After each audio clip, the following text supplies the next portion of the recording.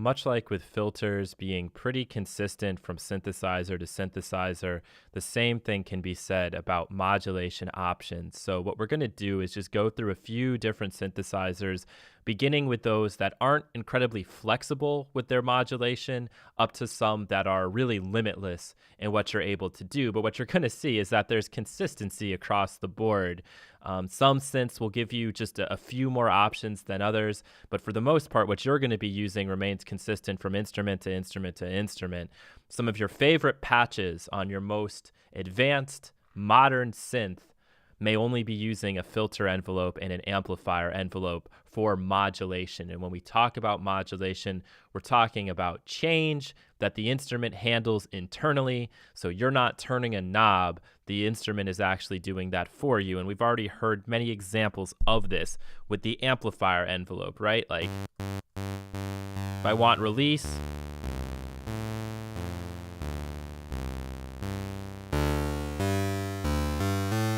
I can set that up like so. If I want movement on the filter,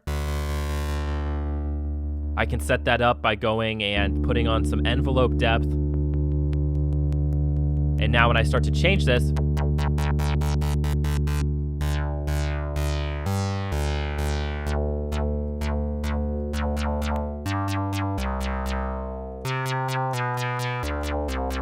right? I don't have to move the cutoff. That's what the filter envelope is doing for me. So these are things you're going to find in pretty much every single instrument. Let's just start here at this sound. And I need actually something that's going to sustain a little bit more. So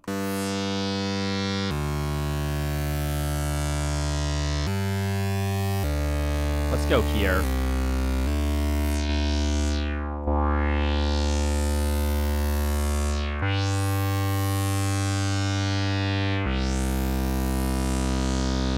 Bring this up even further.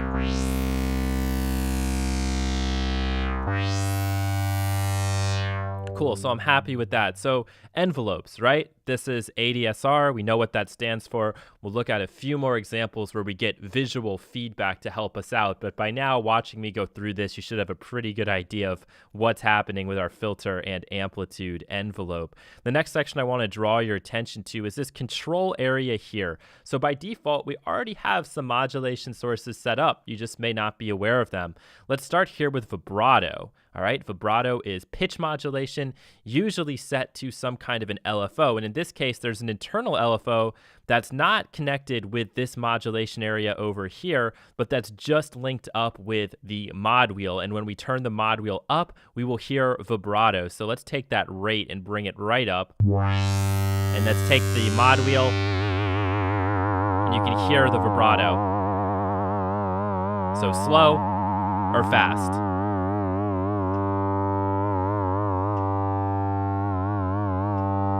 Hardwired, not something I can adjust, not something I can change, but it's going to be built in by default. The other option we have is the pitch bend, right? So if I take my pitch bend, pull it down, go up with it, we can hear it like so. If we want to extend its range, instead of just being one or two semitones up and down, we can take it a whole octave up and down.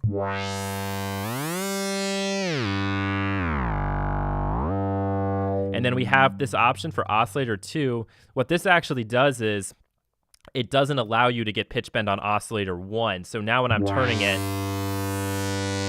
nothing is happening. But if I bring in oscillator 2, we're going to hear something pretty funky.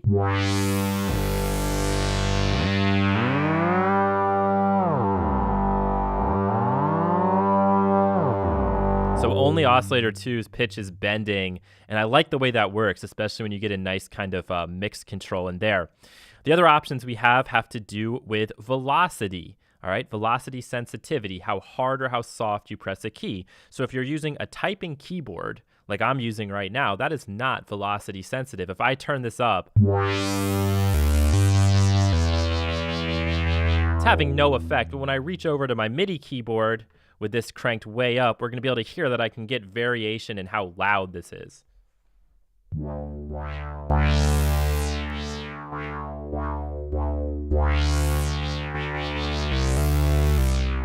And the same thing can work for the filter envelope. So like how far is this actually going to extend up? So if I put this on And let's actually turn off the amplitude envelope so you can hear this.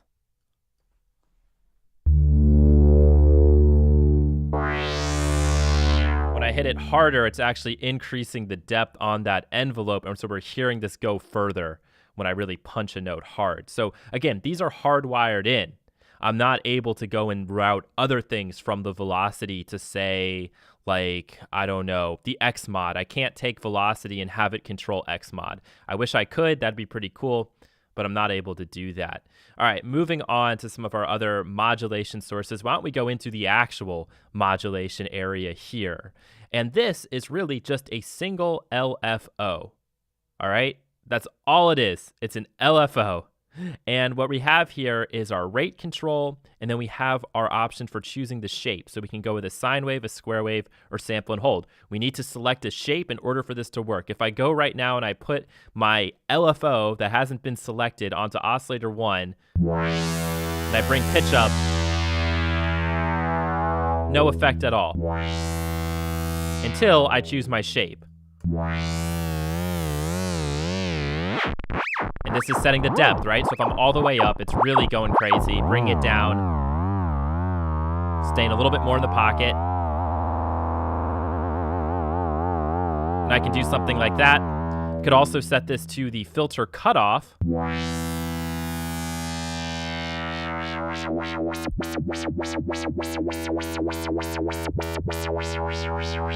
even though this says pitch, this is referring to filter cutoff.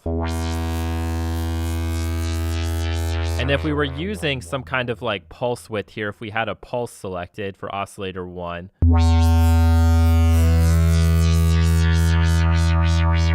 we could turn this on here for pulse width. Get that nice sound of that square wave getting wider and narrower.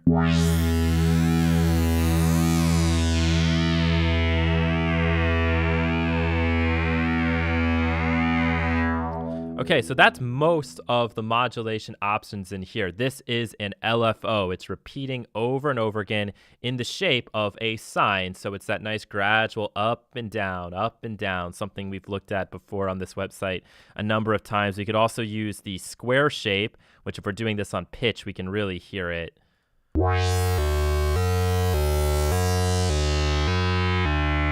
It's like a police siren going ba-doo, da-doo, aggressive, right? It's the shape of a square wave. There's also sample and hold. This is random.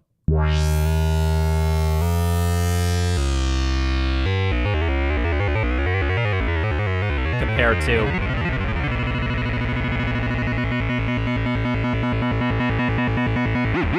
can turn on multiple.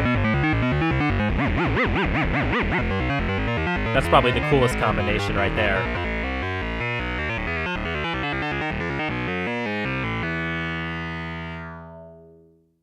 The last modulation destination is actually pitch, and it's found within the oscillators. And so we have to then figure out which envelope is actually controlling this, and is it working on both oscillators? So if I turn oscillator 1 up, and I increase the pitch envelope, and I go in here and I change this to decay, in theory, if this is working with the amplifier envelope, we would hear the pitch coming down. So it starts at the very top, it's immediate with the attack, and then would come down. But I'm not hearing anything there. If I try the filter envelope, not hearing anything. So this must only work with oscillator 2. And let's see which it is. Is it the filter envelope or the amplifier envelope? Let's set this up as a gate message. And if we still hear that pitch motion, we know that the pitch envelope is also the filter envelope. And that's the case.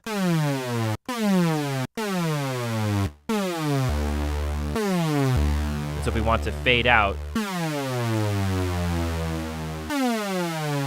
we need to set some release on there. But I kind of like the way that sounds. Now, one thing to be aware of if you're in this mode here or in the unison and we have some spread going, if we have voice variation turned on with envelope, we might get variations in how that pitch is coming down, causing like a thicker sound. So if you listen now, you can hear how that could cause some problems. So it probably makes sense to go in and then turn that down all the way to the left to make sure that you're not getting that, or if it is on, very, very slight.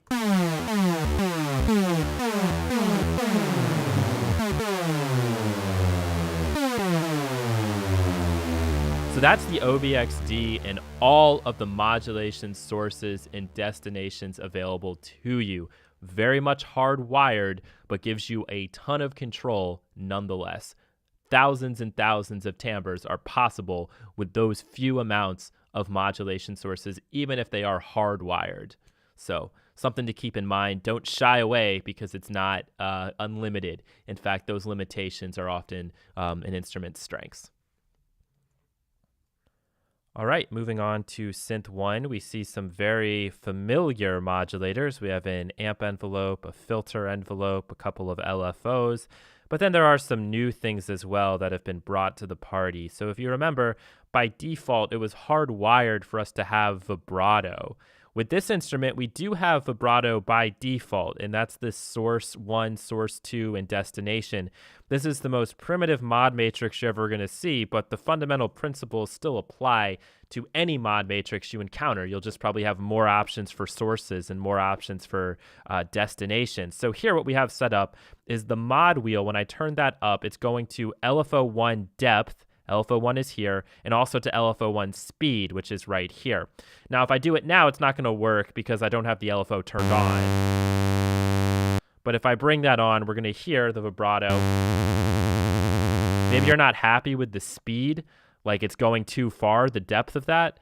So what I would actually do is I would take the speed and just bring that down considerably. So now it's not having the ability to get way up there in time as it was when it was at like 18% or something like that.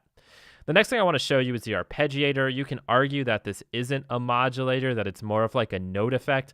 I consider it a modulator though, because what it really is doing is it's adjusting what we have here in the amplitude envelope. Right now we just have our basic gate message. But when I turn this on, it's going to split that out so that when I'm holding down a note, it chops it up for us, and we can choose the speed at which that occurs, and then the length. So if we want it really choppy, or we want to almost like overlap, we can go up here. So it's about finding a nice sort of range there in the middle. And on top of that, we have some other controls here. We can have this jump up 2 octaves, go up 3 octaves, go up 4 octaves. So let's just go with 1. When I play multiple notes and I have this set to up, we're going to hear it going bump, bump, bump, bump, bump, bump, bump, like going up. I'm not sure if I was doing that correctly, but down will be the inverse of that. Random. And then up, down will bring it up and come back down. So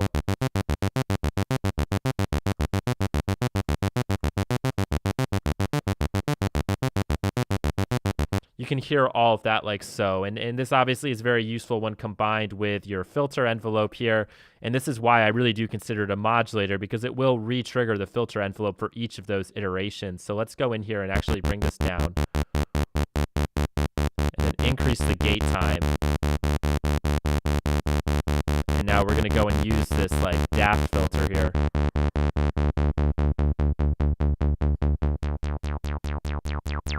Increase the resonance quite a bit. Put a little saturation into it.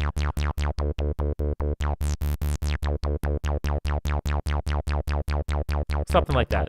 So then, I think I like the way down sounded.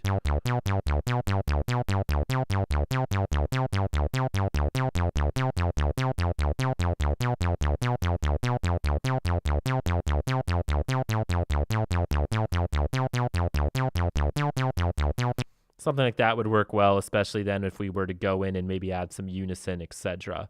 So that's the arpeggiator. You'll see that in some instruments. What I love about Synth 1 is that they give you the bare bones basics, and that's what you need to know before you get into like the specialty controls. Moving right along, before in the OBXD, we didn't have all of these destinations for our LFOs, but now we do. So we can go in and you can see this even says DST to destination, oscillators 2 pitch, oscillator 1 and 2 pitch, which is what's really going to get you that vibrato. The filter, if we want to get some filter action happening here, turn this on. We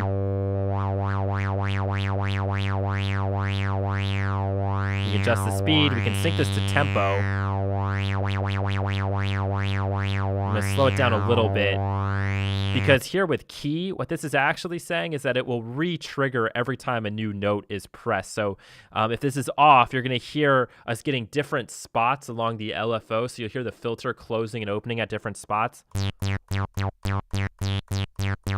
Key will make it so that it restarts every time.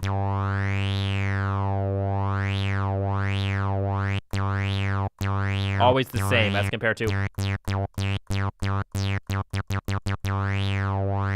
All right, so there's that. But again, you don't have that many options because you can't send LFO1 to multiple places, really. You kind of can with the mod wheel, but not exactly. So in this case, when I turn the mod wheel, instead of it going and controlling vibrato, it's now going to be controlling the... You can hear how the speed increases there on the LFO, as well as the amount. If I bring this way up, you'll really hear it.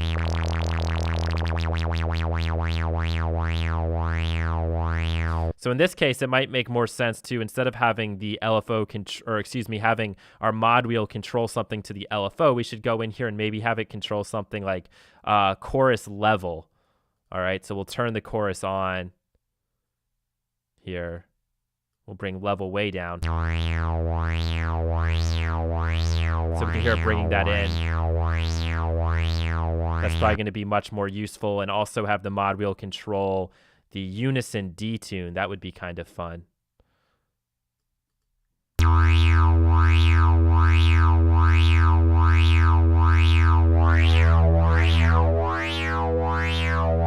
awesome.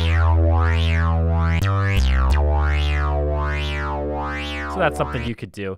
And last but not least, we see one new option, and that is a mod envelope. And again, it's only possible to send it to a few hardwired configured destinations, but they do this with a lot of intelligence, right? It's not like these are just chosen at complete random. These would be places where you'd want to be able to send your modulation envelope. And so it gives you less choices as the user, and you know they're all going to work.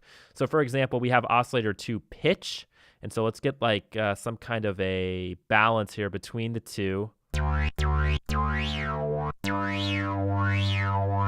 then what I'm going to do is I'm going to turn this on. I'm going to bring the amount up to like 24, 2 octaves. And so with oscillator 2, we're now going to get like a decay in pitch.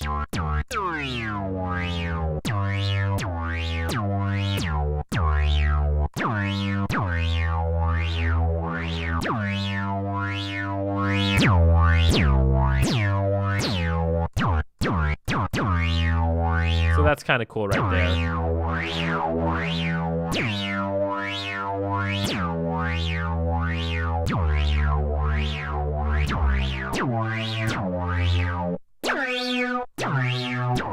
So maybe putting a little delay on this would help.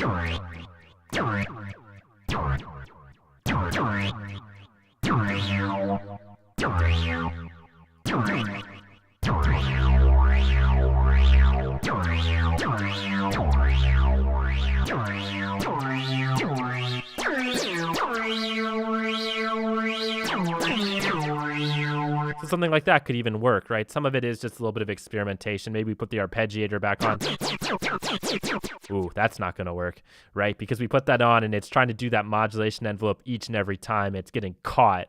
So just part of the experimentation, part of the fun of making sounds and using everything that the instrument provides. Dune is somewhat of an interesting case in that it's a very popular and modern VA subtractive synthesizer, but for the majority of its modulation, despite some of its modulators being pretty modern, it uses an old school drop-down menu style mod matrix as compared to what we see nowadays with newer synthesizers. Often we have a drag and drop scheme. And it's that drag and drop scheme that we'll be getting to in just a few minutes that's kind of really encouraged people to modulate sounds more than maybe you would have to do in the past with a mod matrix. So looking at this instrument, we can see in here, we're in an initialized state. I see that we have a filter envelope, we have an amplitude envelope. But as I look through the rest of the options here, I'm not seeing any other modulation sources to use beyond the filter envelope and the amplitude envelope. So let's just start by setting up some kind of like a pad sound here. Maybe we don't need it to go that far, but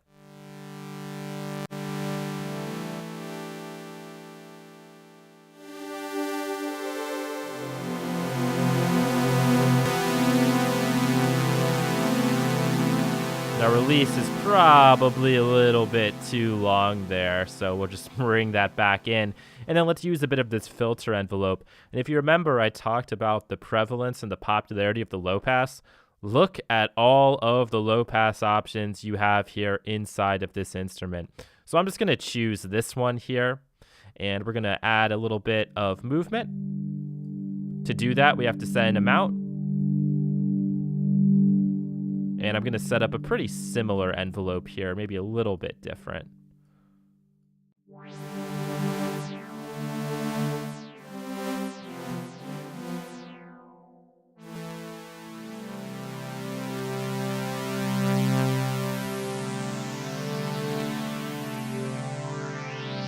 There we go. That's what I was looking for. That sound right there. But let's say I wanted to add in a little bit of vibrato to this sound or have the ability to control vibrato with my mod wheel. Typically, with the mod wheel, this is set up by default. I just bring this up and I hear vibrato. But as we try that here, mod wheel is having 0 effect. So I'm going to head into my modulation matrix. And I can set this up in 2 ways in this instrument. What you're going to see is it gives you just the generic mod wheel here, but it also gives you an LFO times mod wheel. We'll look at that in just a second, but we need to do first is set up the actual vibrato sound. And to do that, we need an LFO to control the pitch of this instrument. All right, so we have our LFO here. How do I set the destination? I'm not seeing any options, so I'm going to have to do that with the mod matrix. So for the source, we will choose LFO number 1. For the destination, we are going to choose the pitch in semitones. If I go ahead and play this, we're not hearing any kind of effect, and that's because we need to set an amount. Let's just set it to 1 octave. We can hear that like so, and we can kind of put a rate to taste. Maybe we'll sync it. That's pretty cool. I'm happy with that, but now I need to make sure that it is controlled by the mod wheel. And when I say controlled by, I'm talking about the LFO amount. If I put this to 0, we're not going to hear anything in terms of the pitch fluctuation until I bring this up. So I probably only need the depth, the overall depth, to get up to something like 37%. So what I'm going to do is I'm going to go into the mod wheel here for my source, and the destination is going to be LFO1 amount. So it's about kind of finding what it is you're looking for, and once you know what it is you want to control, you really should have no problems here. And for the amount, I'm just going to choose 37. All right? So now when I bring this amount up, or I should say when I turn the mod wheel, it is controlling this amount, and it's only taking it to 37%. So let's take a listen.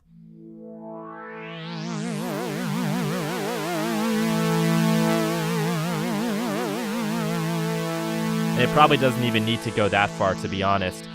Back in Synth 1, by default, the other thing that was controlled by the mod wheel was the rate of LFO1. So we can do the same kind of thing here. I'm just going to slow it down for now because I don't want it ever going faster than that 8th note triplet. And what I'm going to do is I'm going to select the mod wheel again. I'm going to go in and I'm going to choose LFO1, and this time I want LFO1 rate. And now a little trick, a little hack, is that what you actually do is you start by putting the mod wheel all the way up, the destination amount all the way up, and then as I'm playing this, I'm going to find as fast as I want it to go, and that's going to be the maximum. So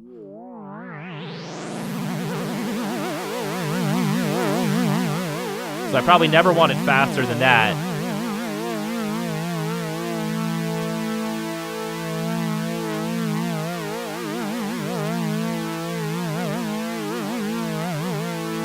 you can hear that we have that set up like so. Now, the other option would be to go in here and to use one of these little combined options from the get-go. All right, and that would mean I would go in here and I'm going to choose LFO1 times mod wheel. And then I want the destination to just be on common pitch semi. And then as I turn the amount up, we'll hear what happens. Spoiler, nothing is going to happen. And that's because when you're using this particular modulation source, you need the amount to be set first. So I would just set the amount to, let's say, like 50%. And now we can hear that like so. And we could lock in a spot that we liked. And that would be the maximum. And then again, if I want to control rate, I would have to go in and I would do that manually with just the mod wheel. So it would save one modulation source. It would reduce the amount of work you have to do in here. But as you can see, we have at least 32 different modulation sources and destinations. And for a sound that you would probably use Dune for, you're never going to need to use that many. As an FYI, there is so much in here that you can use as sources and destinations. It's really kind of endless. You just have to go in and know what it is you want to control. We can even go in and control some of the effects, which we'll do next. Let's just look here at the sources and pick something that we're not familiar with. So here's key tracking, frequency tracking, aftertouch, expression, oscillators. So you could, again, set up something like FM here by having an oscillator 1 as the source and a destination being like oscillator 2.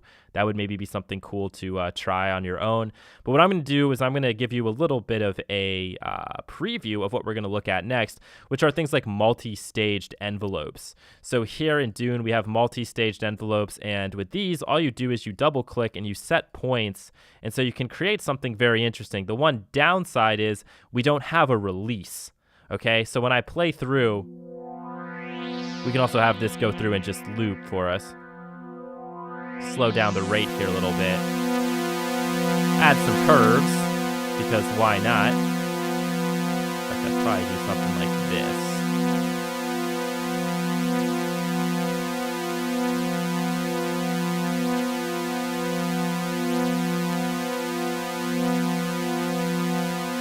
And then what I'm going to do is I'm going to go in.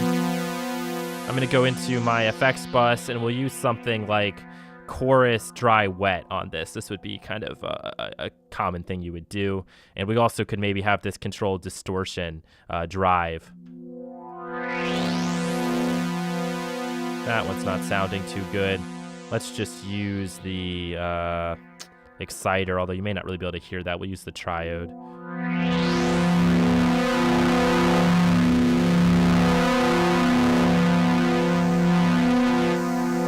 You're going to see that we're going to use the multi-staged envelope to control dry wet of the triode amp distortion and also the dry wet of the chorus. We'll just find a setting that we like.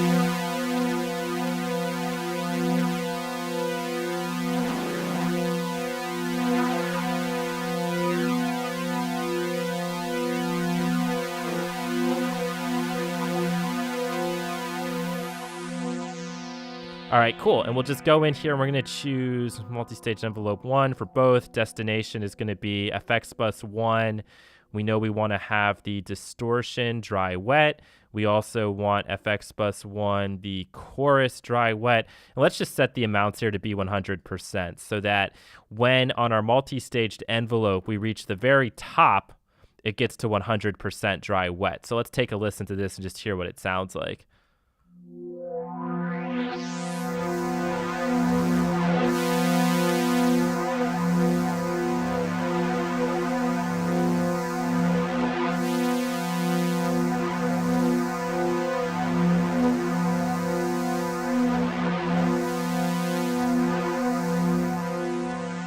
So you can obviously hear how that's working, but when I release, it just cuts off this envelope entirely. And that's why if you do want a release message to be sent, you could go into another one of these envelopes and you would choose note off. And now this one runs when you release a key. So I'll just show you that here quickly. We'll just have something go like this.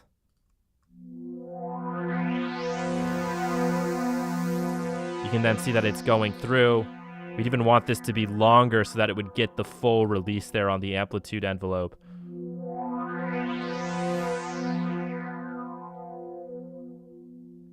Okay, so something like that, and it does require a little bit of timing.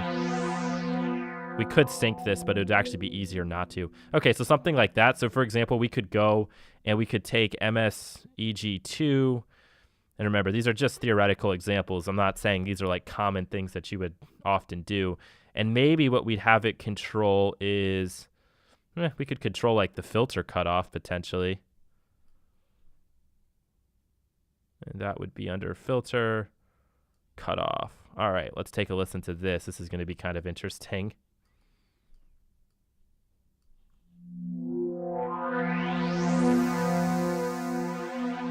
So you hear it's getting brighter. It's pulling that up at the end. Maybe the better thing to do would be to control like pitch. So this is going to be really wacky, but you'll at least be able to hear.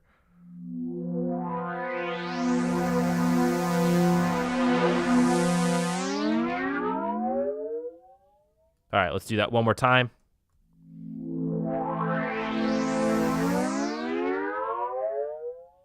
So those are just a few ideas for you that you can mess around with. This is really probably going to be used more or less like a transgate most of the time. You could set up to loop and just do a pattern.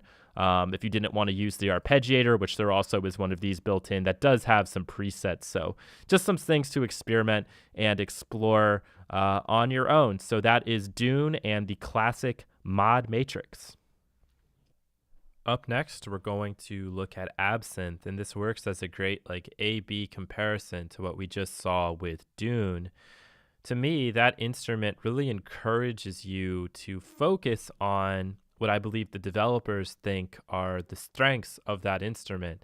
Things like the oscillators, the stacking of voices, the filters, the effects, all those things are kind of right in your face and are easy to set up. And it's almost as if that instrument is saying, hey, look, this is what we're confident in. Make a lead sound in here, make a bass sound in here, make a classic, synth sound, and compare it with the other ones out there on the market. See what you prefer. Our mod matrix, it's old school. We didn't spend a lot of time on it. It's not the most flexible thing in the world, but that's not really the strength of this instrument. When we look at Absynth, we actually have a number of tabs that are completely dedicated to modulation. Even in the effects page, when we load some of this stuff in, we have this additional surround. It's all about movement. That is what this instrument is all about, really. And we're just going to kind of scratch the surface here in this video. But what you'll see by the end is that, okay, the strength of Absynth is probably to make kind of these longer evolving textures or drone sounds. And though you could make classic leads and basses, maybe you'd prefer the sound of Dune to that of Absynth. Maybe you wouldn't. I don't know, but what I'm trying to get to is there's no such thing as best or worst. It's really just what you prefer and what is going to fit your need at that time. All right, so here we go. Basic sine wave here. Let's make it more interesting than that just for the sake of it. We'll go in here to this wavetable.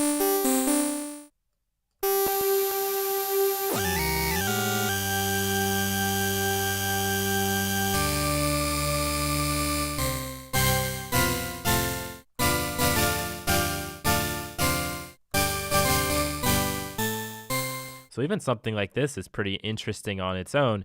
Does it sound like a virtual analog synth? Does this sound like a Mini Moog or a Prophet 5 or Jupiter or whatever, Juno? No, it really doesn't. It kind of sounds like Absynth. And this is, of course, just working with one single oscillator. Let's go into the wavetable here quickly, into the morph wave display, because one thing you have to make sure you set up, and this is true for all the parameters when you start to work with envelopes, is that this value here is corresponding to max sustain. So when you put the sustain all the way up to the top, for example, if I had this at 50, or somewhere in that range, let's say it was at 47, I wouldn't be able to go above that, right? If I took my attack, let's imagine that my mouse is showing you the envelope. I attack, I hit the sustain, I could never go above 47. So I'm just going to make sure I put that at 100 to start so that when I am using things like envelopes or macro controls, I can get the full range if I want to get the full range. Let's go into perform. So like I was saying, all of these little tabs here, for the most part, these are modulation options. For example, velocity here. We have some things by default, but we could add more if we wanted to. I recommend, if you have Absynth, load up a really complicated patch, something that fills out this matrix. Go into the perform, go under add, and you're going to see a million things you can choose. For now, let's just keep it really simple. Put some depth here on oscillator A amp, and this is controlling velocity. So and when we go up to 100, we get an incredible amount of depth here.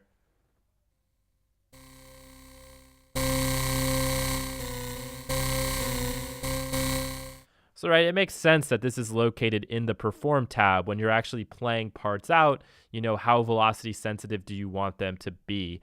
Speaking of more performance options, we can head in here to the controllers page where we see classic things like mod wheel. So if we wanted to go in and set up a vibrato, if we go into assignments and we choose mod wheel, we'd be able to do that. We'd be able to control pitch and the modulation on that pitch, and of course add that in with our mod wheel. So we've already done that a number of times. I'm not going to do it again. Let's focus on macro controls, since that's actually new to us. And we'll see in a couple more examples here that macro controls nowadays are a lot easier to work with and very logical. This isn't that logical to look at. Like, what do I do? What do I click on? Well, you can imagine each of these really just being a knob. And if you have like a MIDI controller, you probably have a knob in front of you. You can actually MIDI learn those. And so after you play in a part into your DAW, you could then go back through and record knob movement on top of it. So you get more of like this humanized feel. And you could set like, 100. Well, you never would probably set 100,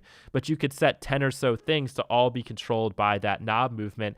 Really add some more intrigue into the sound.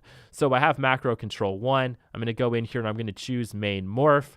With that set up, with the depth to 100, I can now go across that morph wave. It oftentimes makes sense to bring this down just a little bit so you don't get any like obvious sort of one side or the other.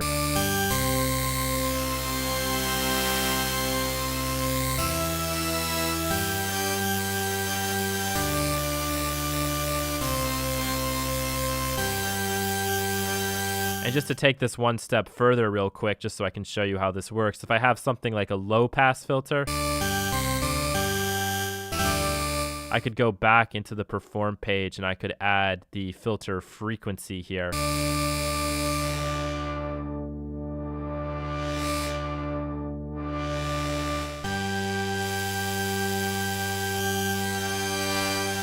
Even go in and invert this so that it's brighter.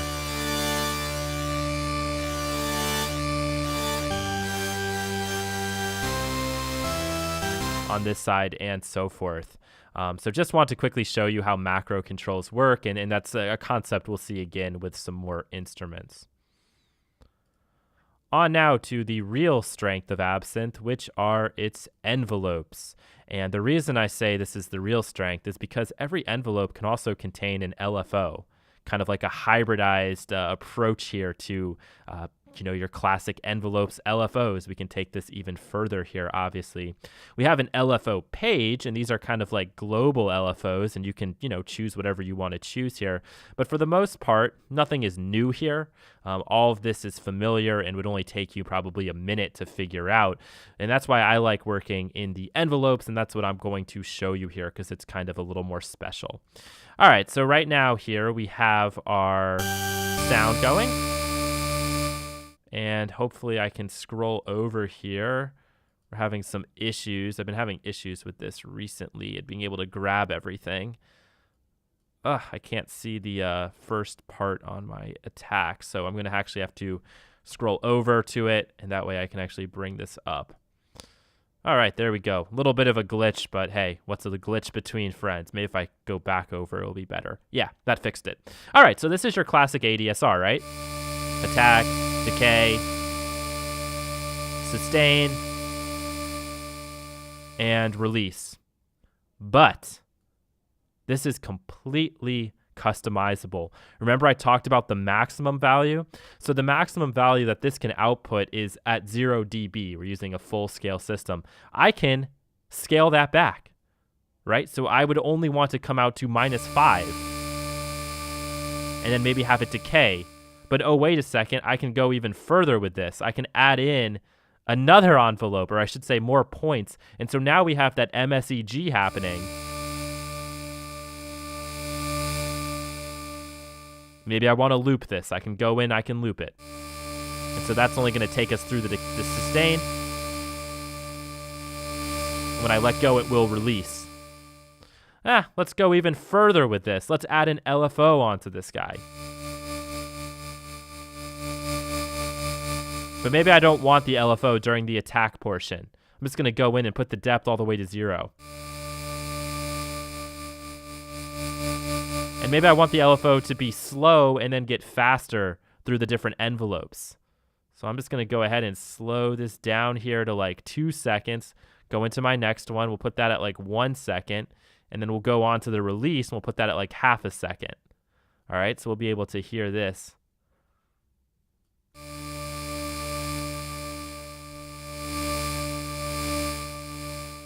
Let's like really make this fast so you can hear it.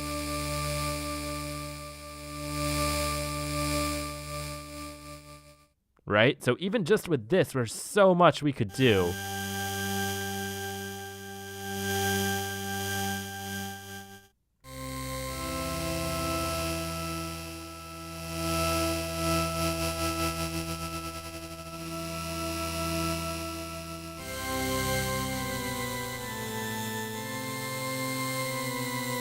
So even just by playing different length notes, we're getting all sorts of like weird interactions happening there. And that's sort of the joy and beauty of working with Absynth. I'll turn off the LFO for now. And instead, let's go and add in another envelope here. And this time, let's have it be the morph. All right. So oscillator main morph has been selected. This is why setting it to 100 was so important, because we can go...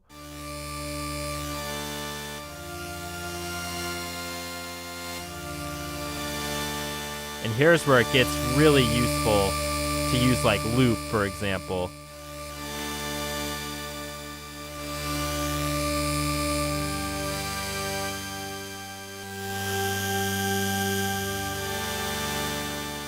And bring them all back and make it a little bit quicker.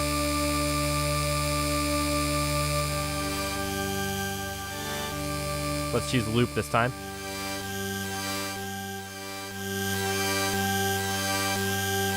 Maybe I don't want that all the way at 0. I don't need it to be at 0 or at 100.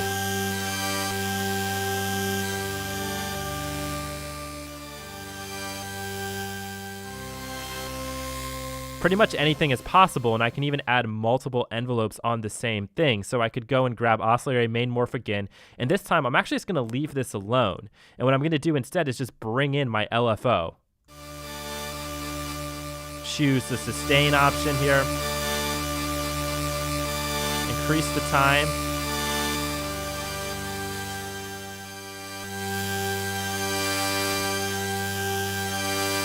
Bring our depth up. Maybe I'll just make it go quicker.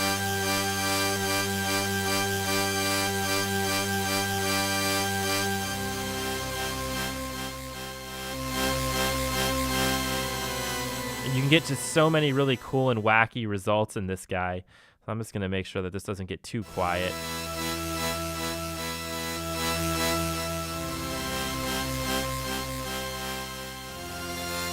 We could add a new envelope here, and this time we can use pitch.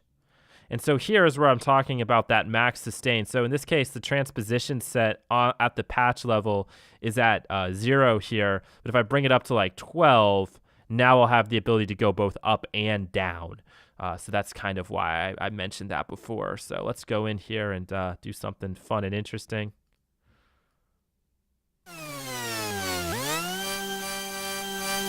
Let's have it dip really fast.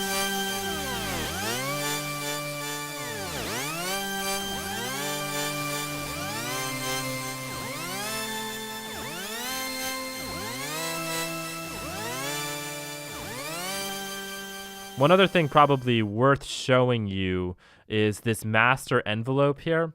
So this is a good way for you to kind of like massage all of your envelopes together. So if I have a few of these selected, what we'll see is how this like scales these out. If I add release, you can see that line. Or for example, maybe I should add a little more attack. Just a touch, maybe a little more release.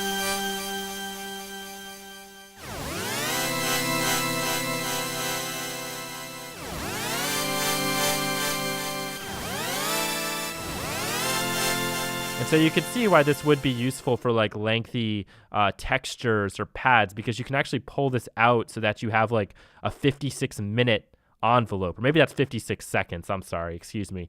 But you can go really, really extreme with it up to, I guess, 512 seconds and even beyond that. So if you want to make a sound and want to be crazy with it, you could definitely do that. And I know I've done that a number of times in the past. And this then really becomes powerful when you combine it with all of the other features here inside of Absynth. And you can even then take things like have the volume really varying from part to part, so that at the beginning you hear oscillator A, but then you could go and at some point take it. Let's add another point in here. You could take it, bring it down to 0 for a pretty long time. And you can see how I could extend that out.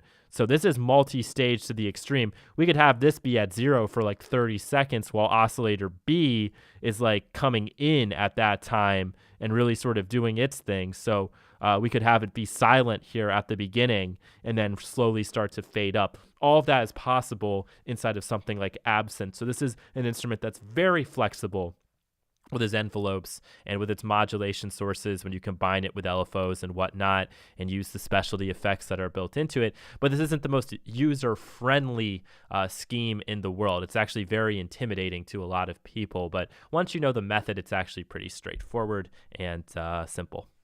We're now looking at Bitwig Studio's built-in polysynth, and a lot of you are probably shaking your head because we usually go from sort of most basic up to most advanced, but this is actually where I feel this instrument fits into the chain, because what the polysynth introduces, and it wasn't the first instrument to do this, I think Massive probably was the first instrument to do this, or at least the first really popular one, to integrate in a drag and drop modulation scheme, where in this case, I'm able to select the modulator, like I can select the LFO, and then I can set the depth on that control. So anything that goes blue, I can modulate. I can even modulate filter shape, but I could modulate the frequency here, and I can see the depth that's being placed there. I can move this LFO, move it into beat.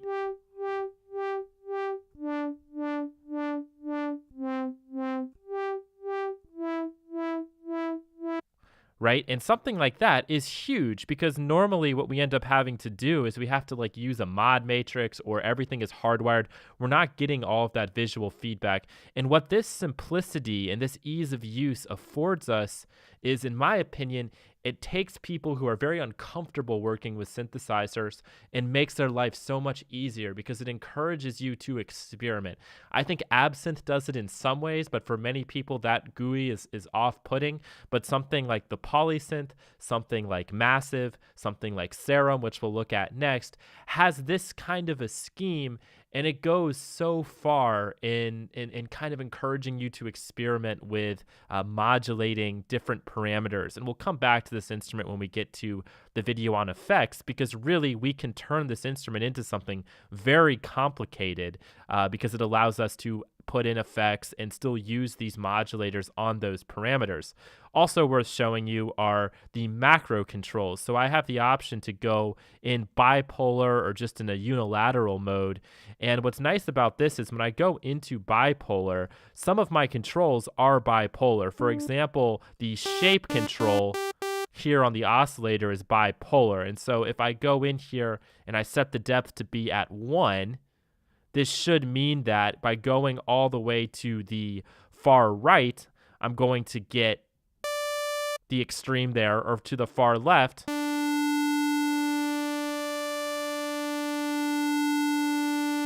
I'll get the extreme there. And let's say that I also then want to adjust pulse width like at the same time. And maybe we'll do a few things. I'll take the sub up a little bit. And again, keeping this in bipolar mode, I'll bring this up somewhat so that I still keep a little bit of sub in when I go to the far left, right? And then I'm going to have this controlling the pulse width here. This one I'll put into the backwards. This one I'll move forwards. And now with just one turn of a knob,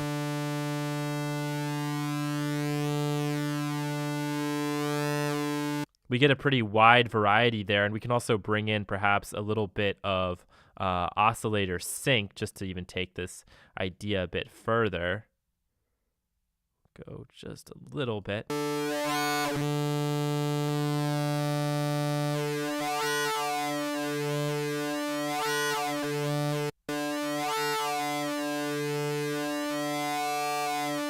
And now if I wanted an LFO to control this macro key, you're going to see that when I select LFO, I'm not able to do that. But it doesn't mean in this program that I can't still control this with an LFO or with some other type of modulator. In this case, we're going to bring in a step sequencer. And so what I can do here in this instrument is I can nestle the instrument inside of the step sequencer. And then I'm given control over all of the parameters that come to the right of that. So in this case, it's the polysynth, including the macro control here. So what I might do, and this is bipolar here, as you can see, is bring this up to 1, the depth. And then I can just go in here and kind of draw in.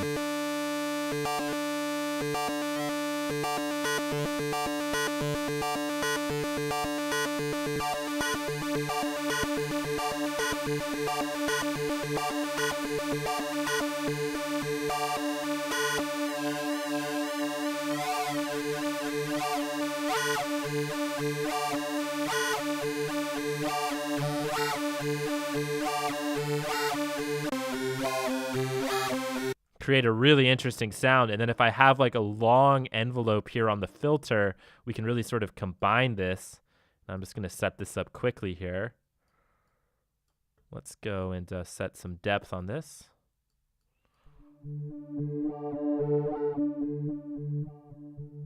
That was not long enough at all.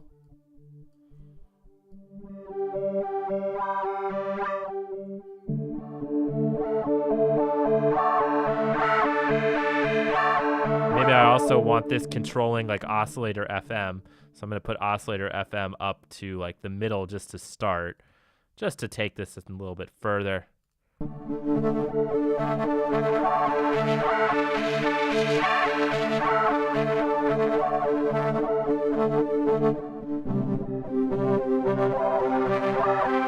And maybe if we start to bring in some of oscillator 2 here.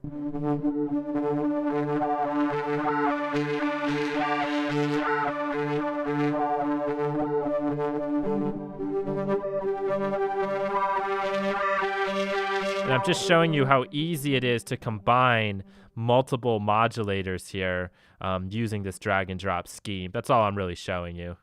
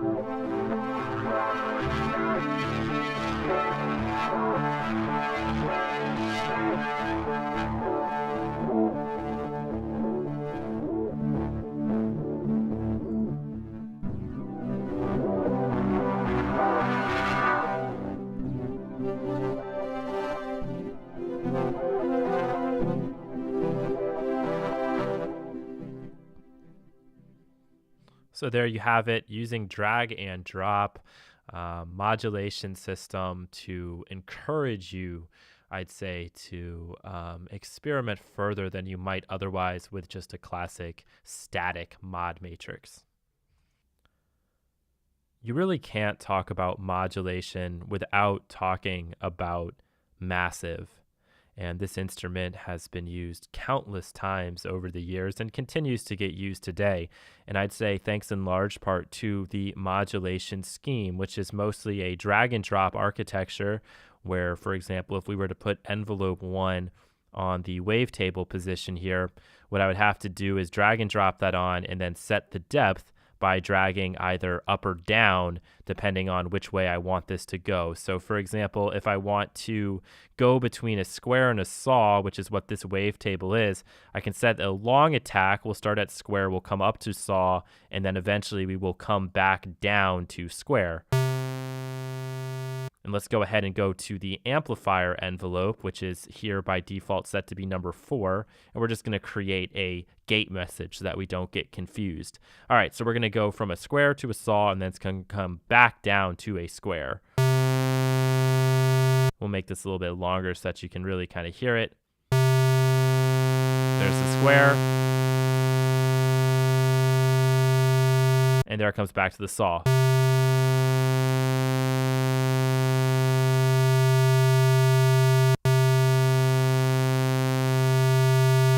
But you can even take these envelopes further. You have the option to add in a loop onto this at a certain point. So let's just decrease this time a little bit. And we're going to bring a loop in on here. And this is determining the number of times it's going to loop. So if you do infinite, that's probably your best bet, so that it keeps going over this additional 2 stages that have been brought in here. And we can choose some presets here. Here's like, I want something interesting. Let's go with steps. And then on the second one, this is going to be a crossfade. We're going to choose, or excuse me, this is going to be your crossfade here. We're going to go with extreme. All right, so we can kind of morph this here. And let's take this all the way down so that we get something really interesting here.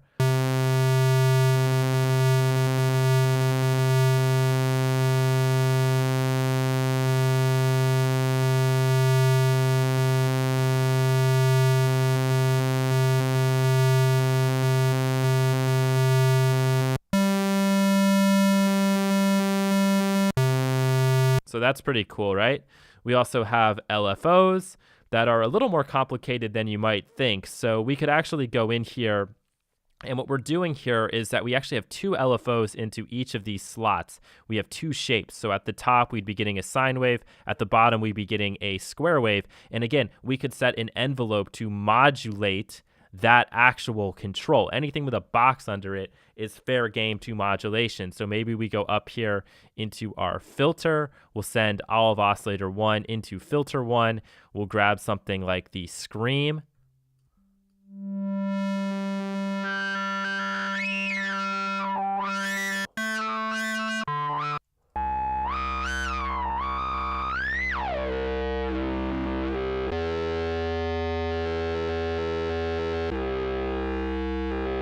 Let's put an LFO onto the cutoff here.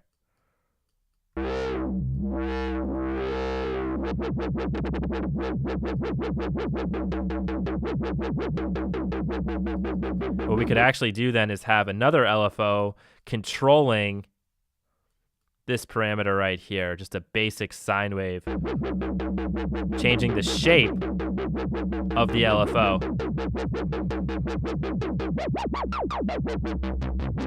Maybe having a little bit of that on here would be useful.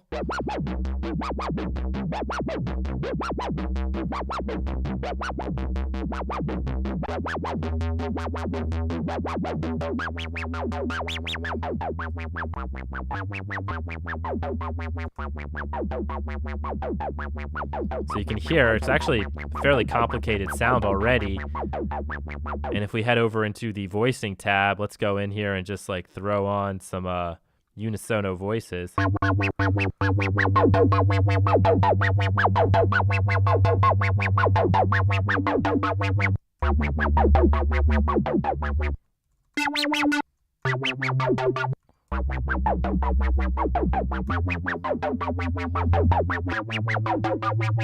Even a little randomization on the wavetable position.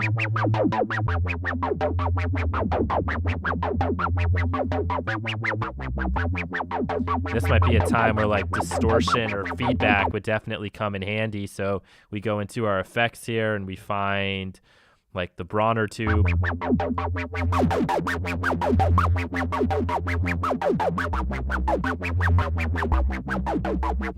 let's look at our other modulation options. We have a performer here. What I like about this is that we can just completely go in here and randomize all. Works the same way as the LFO. Two independent performers happening, two different shapes, and we can choose which shape that we want. So let's just in this case use the top one here. Should be easier to follow along. Let's put that on something like the pitch. So we'll grab that, bring it in, take this up an octave, take a listen to this guy.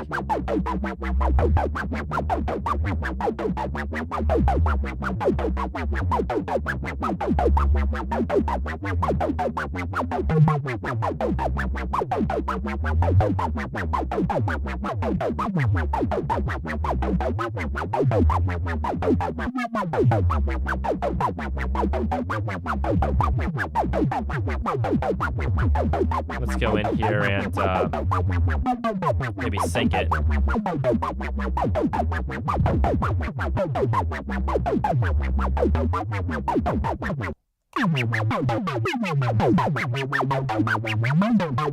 Nice.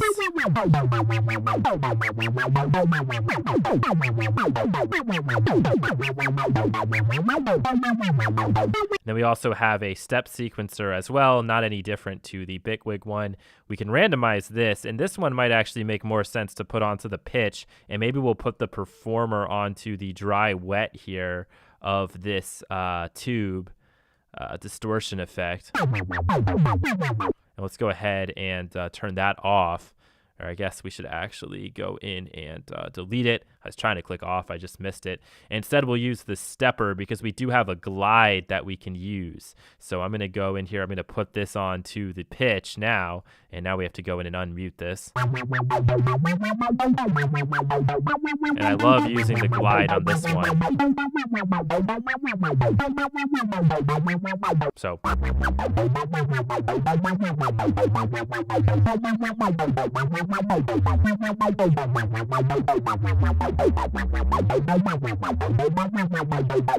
And so like at the very bottom here, we should be at like relatively 0. We go up 24. If we're in the middle, we'd be at around 12. And so we really don't need this many options. I'm just going to go in here. And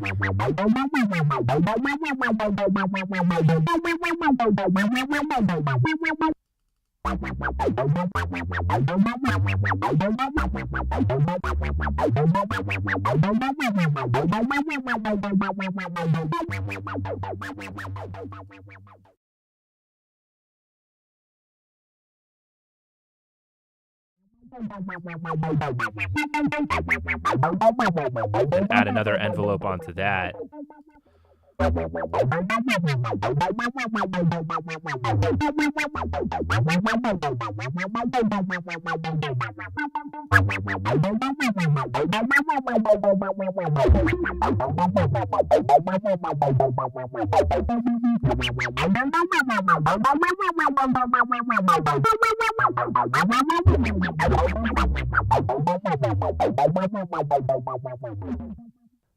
Last but not least, it's worth noting that in Massive and also in Serum, you have macro controls that you can drag and drop to different parameters if you so choose. For example, we see here, this is a macro labeled smaller. Everywhere you see 5 and again, some kind of yellow depth amount, that is corresponding to this macro. So this one is called smaller. And when I pull this up, what is actually happening is the size of the dimension expander is coming down and the dry wet of the reverb is coming down as well. So we can listen to the effect. Here it is just on full blown.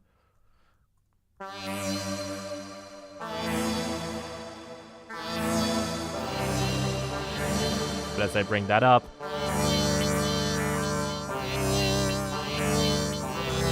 those spatial effects go away. So the great thing, especially about these presets, and a lot of people aren't even aware, is that with pretty much all of the presets that are created for Massive, people take advantage of all the macro controls so that you can find your own unique blend, and oftentimes take a preset that's maybe been used in even a different one of your tracks and kind of find something that you like, and you can kind of breathe new life into it. So let's just kind of mess around with that a little bit, see if we can kind of create a different sound out of this.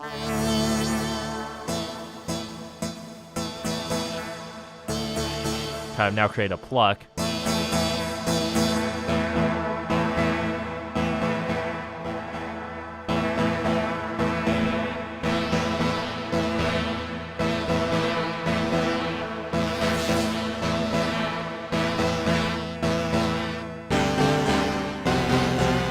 Maybe we try a couple different octave.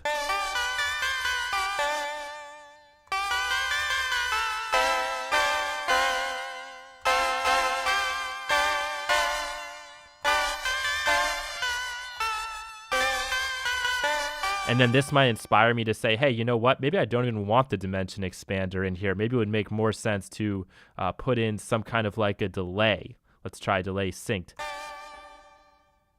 Let's just turn this off entirely. We don't need it.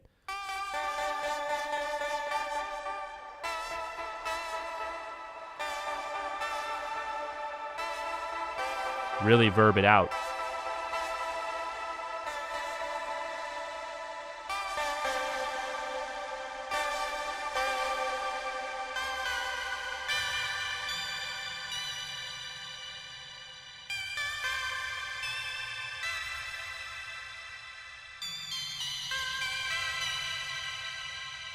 And that's what I think I really love about these instruments that are so flexible. I can immediately take a preset like we started with and convert it into a totally different part in just 5 or 6 moves.